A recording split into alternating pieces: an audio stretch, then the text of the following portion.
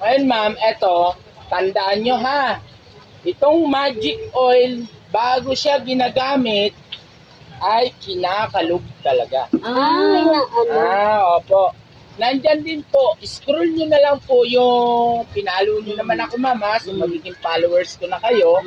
Scroll nyo po yung pinakababa, nandoon ang lahat ng kakayanan ng oil na yan. 37.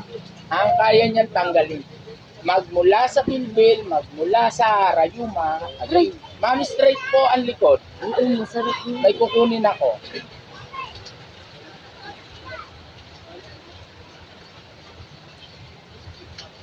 Sa susunod huwag kayong nagkukunan ng kamay.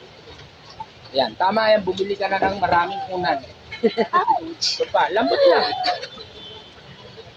Pero pag Aba, masarap sabi ko nga naman. sa inyo ma'am,